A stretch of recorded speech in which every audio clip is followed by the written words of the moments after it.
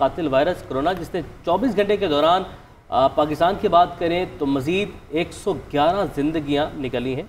2256 नए मरीज सामने आए हैं और तशवीश की बात यह है कि कोरोना से मरने वालों की जो तादाद है वो दिन ब दिन, हर गुजरते दिन के साथ वो बढ़ती चली जा रही है। अब तक की अगर हम बात करें तो 9668 अफराद इस बीमारी का जो है वो शिकार होकर मौत की वादी में पहुंच चुके हैं। इस तमाम सूरत हाल में कोरोना वैक्सीन का जो इंतज़ार है वो मज़ीद तवील हो चुका है। गुज़िश्ता रोज़ की अगर हम बात करें काबीना कमेटी ब्लैक कोविड वैक्सीन का पहला इजलास हुआ। उस इजलास में वैक्सीन की पाकिस्तान दरामद के पेचीदा मामले पर भी गौर किया गया। बेहतरीन वैक्सीन की कम से कम कीमत पर ख़रीदारी इस वक्त इंतहाई ज़रूरी हो चुकी है। महफूज और मौसर वैक्सीन की ख़रीदारी और इसकी मुल्क भर में तरसील एक मुश्किल मरहला है, जिसके लिए वफाकी हुकूमत तगो तो बहुत अरसे से कर रही है। और इसके लिए हमने बहुत पहले से देखा था उमैर कि वज़ीर-ए-आज़म इमरान खान की जानिब से हुक्म दिया गया था कि कोरोना वैक्सीन जो है उसकी एडवांस बुकिंग करवा दी जाए। और वो सिर्फ एक मुल्क नहीं बल्कि जो काफ़ी सारे मुल्क हैं जहाँ पर इस वक्त वैक्सीन पर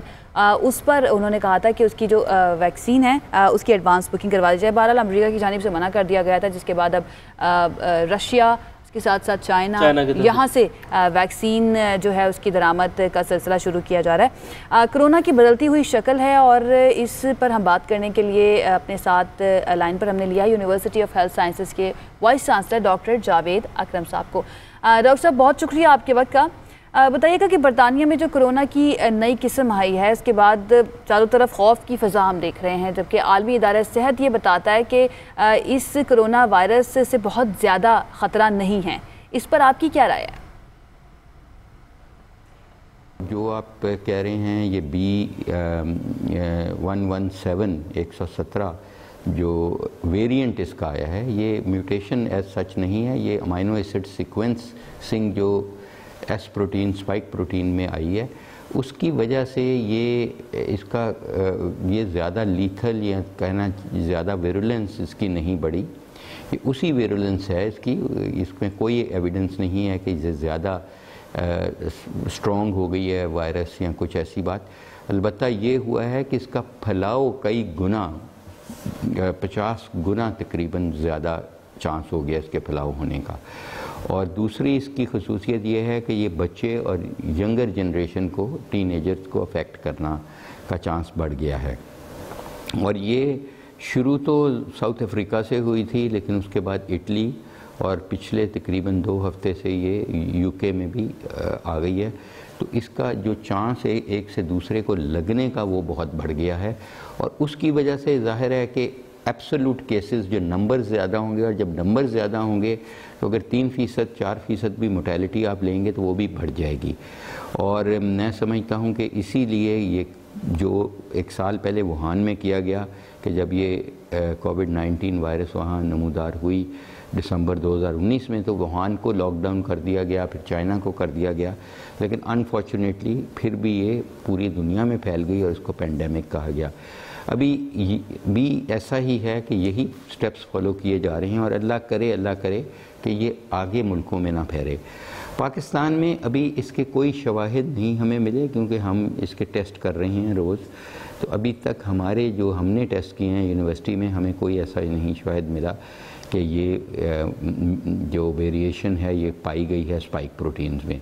लेकिन चांस है कि पाई जाए, और अल्लाह ना करे कि ये पाई जाए। अगर पाई गई तो उसका यही मतलब होगा कि हम और भी ज़्यादा एहतियात करें, SOPs को अमल दरामद यकीनी बनाएं, हाथ धोने का, फ़िज़िकल डिस्टेंसिंग, एक दूसरे से थोड़ा दूरी रखने का, कहीं पे भी इकट्ठा हजूम ना हो, हाथों की सफाई रखें और कोशिश करें कि अननेसेसरली अपने घरों में से नहीं निकलें।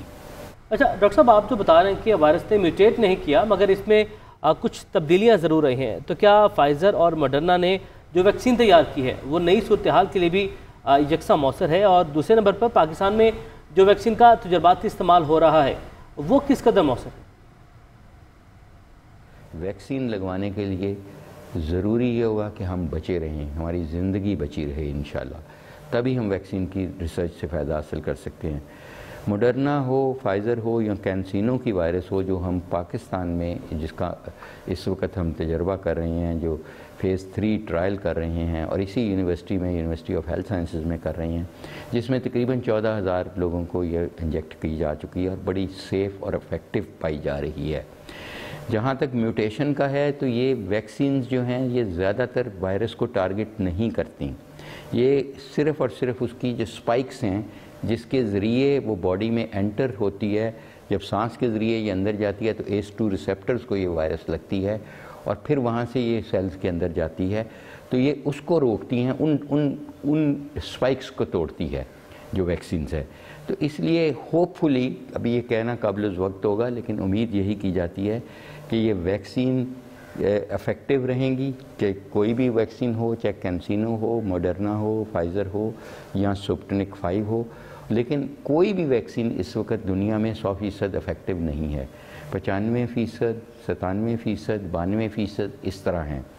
और मैं समझता हूँ कि ये भी अल्लाह का एक बहुत करम है कि हमें वैक्सीन्स मिल गई हैं जो काफ़ी हद तक इफ़ेक्टिव हैं, और होपफुली ये म्यूटेशंस से या इनके वेरिएंट से जो वायरस के हैं, इनसे इनको वैक्सीनेशन प्रोग्राम को कोई ख़ास नहीं फ़र्क पड़ेगा। सही, ठीक है, बहुत शुक्रिया डॉक्टर जावेद अकरम हमारे साथ मौजूद थे। और अच्छी बात उन्होंने ये कही है कि इससे बहुत ज़्यादा घबराने की ज़रूरत नहीं है, क्योंकि जो तब्दीली आई है इस नए वायरस के अंदर वो सिर्फ ये है कि ये ज़्यादा तेज़ी से फैलता है, ख़तरनाक उतना ही है जितना पहला वायरस। लेकिन वो कहते हैं कि जब तेजी से फैलेगा तो ज्यादा लोगों को इफेक्ट करेगा, और अगर आप 3 से 4% भी निकाल लें अगर अमवात की शरह, तो उससे डेफिनेटली इजाफा होगा। लिहाजा हमें एहतियात उसी तरीके से करनी है, बल्कि थोड़ी सी ज्यादा एहतियात करने की बहुत ज़्यादा ज़रूरत है। खैर, बरतानिया से खैबर पख्तूनख्वा वापस आने वाले अफराद जो हैं, जो पाकिस्तान वापस आए हैं, उनकी अब तलाश शुरू कर दी गई है। डायरेक्टरेट जनरल हेल्थ सर्विसेज ने तमाम DHOs को मरासला जारी कर दिया और वापस आने वाले अफराद को तलाश करके उनके कोरोना टेस्ट करवाए जाएंगे। उमर, यहाँ पर आवाम की जिम्मेदारी बनती है कि अगर आप बरतानिया से वापस आए हैं और आपको पता है कि इस वक्त वहाँ पर क्या सूरत हाल है और आप अपने साथ वायरस ला सकते हैं, नई किस्म का वायरस ला सकते हैं, तो आपको खुद आ जाना चाहिए इंतजामिया के पास कि हम वापस आए हैं, हमारे टेस्ट किए जाएँ। लेकिन जिम्मेदारी कोई लेने को तैयार नहीं है। तौसीफ अली हमारे साथ मौजूद है। तौसीफ, जैसे कि आयशा कह रही है, क्या कुछ ऐसे शहरी भी हैं जिन्होंने खुद से रब्ता किया हुकूमत से कि हम बरतानिया से आए हैं, और हुकूमत की तरफ से बताइएगा कि क्या कोई डाटा इकट्ठा कर लिया गया है, इन अफराद को कैसे तलाश किया जाएगा? जी शुक्रिया। बिल्कुल, बरतानिया से खैबर पख्तूनख्वा वापस आने वाले अफराद की जो तलाश है वो शुरू कर दी गई है। वफाकी हुकूमत ने खैबर पख्तूनख्वा वापस आने वाले अफराद का डेटा भी फराहम कर दिया है। डायरेक्टरेट जनरल हेल्थ सर्विस ने तमाम DHOs को मरासला जारी कर दिया है। पेशावर, मर्दान, एबटाबाद और स्वात समेत 15 अजला के लोगों का डेटा जो है इसमें शामिल किया गया है। वापस आने वाले अफराद को तलाश करके उनको कोरोना टेस्ट करवाए जाएंगे। जिन अफराद में कोरोना की तस्दीक हुई तो उनको करंटीना किया जाएगा। ठीक है, तौसीफ आप साथ ही मौजूद रहिए। हुकूमती सतह पर क्या किया जा रहा है, किस तरह से इन लोगों को तलाश किया जा रहा है? सूबाई वजीर शौकत यूसुफजई साहब ने हमें ज्वाइन किया, उनसे बात करते हैं। शौकत साहब, आप बहुत शुक्रिया आपके वक्त का। बताइएगा क्या लाहमल तैयार किया गया है और किस तरह से इन लोगों को तलाश किया जा रहा है, और क्या आप कुछ लोग ऐसे भी हैं जिन्होंने खुद से रब्ता किया हो आपसे कि हम बरतानिया से वापस आए हैं तो हमारे टेस्ट किए जाएं? बिस्मिल्लाहिर्रहमानिर्रहीम। देखिए, ये जब से ये बातें फैल रही हैं कि जी बरतानिया में सेकंड लाइफ पे जो है वो कोरोना स्टार्ट हुआ है, उसके बाद ये यहाँ पे भी डेफिनेटली एक कंफ्यूजन भी है, एक लोगों के अंदर तशवीश भी है। तो ये कोई मुश्किल काम नहीं है डेटा कलेक्ट करना, क्योंकि वो वफाकी हुकूमत के साथ बाकायदा इसका डेटा मौजूद होता है और वो डेटा जो है वो दिया जा रहा है। और जहाँ जहाँ चूँकि हर डिस्ट्रिक्ट के लेवल पे बड़ा आसान होता है किसी भी उसको तलाश करना कि जी कहाँ से आया है, कौन आया है, तो ये कोई इतना मुश्किल वो नहीं है। लेकिन बिल्कुल मुश्किल नहीं है शौकत साहब, लेकिन मसला यहाँ पर टाइमिंग का है। जितनी जल्दी उन लोगों को ढूंढा जाएगा, उनके टेस्ट किए जाएंगे, उतना ही ज़्यादा जो प्रोबेबिलिटी है कि कम वो वायरस फैलेगा। अगर उनके साथ वायरस आया है नया, तो आपको नहीं लगता कि वो ज़्यादा बेहतर होगा और हम ख़तरे से ज़रा महफूज रहेंगे? जी बिल्कुल, कोशिश यही हो रही है। बड़ा संजीदगी से इसको लिया गया है। तमाम जो हमारे डिस्ट्रिक्ट ऑफिसर्स हैं, डिस्ट्रिक्ट एडमिनिस्ट्रेशन है, उन सब से कह जाएगा। और ये जो हो सकता है कि थाना जात तक भी ये बात चली जाए कि हम हर थाने तक इंफॉर्मेशन पहुंचा दें, क्योंकि उनको पता होता है कि कौन नया आया है, कौन नहीं आया है।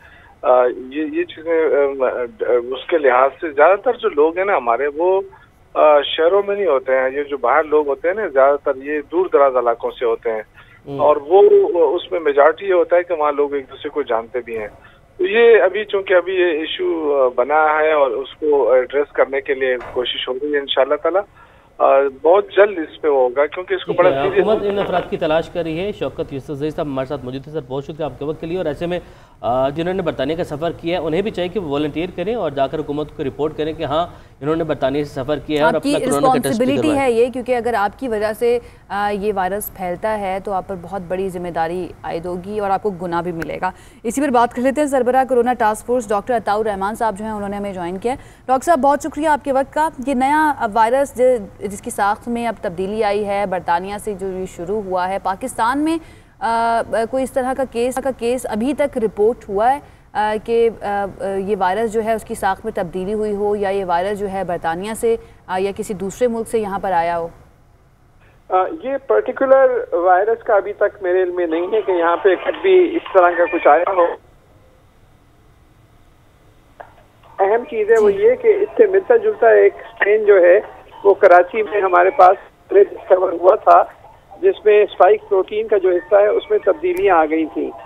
तो इस वजह से देयर हैज बीन, जो ये असल में आप मॉलिक्यूलर फुटबॉल की तरह का होता है ये, और इसमें छोटी छोटी घुंडियां लगी होती हैं जिसके तो डॉक्टर साहब, कथा कलामी की माजरत, क्या कि यही वजह तो नहीं है कि कराची में इसका फैलाव और सिंध में इसका फैलाव पंजाब की निस्बत या दीगर सूबों की निस्बत ज़्यादा देखा गया, वहाँ पर रेशो बढ़ गई थी, क्या यही वजह है?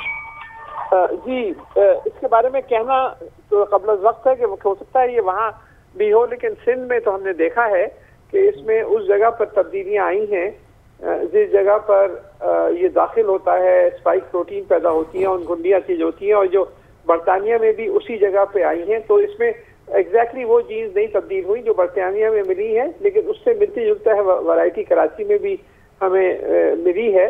और इसमें ये Jamilur Rahman centre for genomics research के अंदर ये काम हुआ है, जहाँ पे हमने आइडेंटिफाई किया है पूरा जेनेटिक सीक्वेंस करके 48 सैंपल्स को स्टडी किया है, और उसमें देखा है कि ये जो है ये बहुत सारे सैंपल्स के अंदर ये तब्दीलियां यहाँ भी मौजूद हैं। अच्छा डॉक्टर साहब, ये जो नया वायरस है जिसमें आप बताते हैं कि म्यूटेशन जो है हुई है, म्यूटेट हुआ है वो वायरस, क्या इसकी तशखीस उसी तरीके से हो सकती है जिस तरह से जो पहले का कोरोना वायरस है उसके लिए टेस्ट किया जाता है, इसकी तशखीस भी उसी तरह से होगी?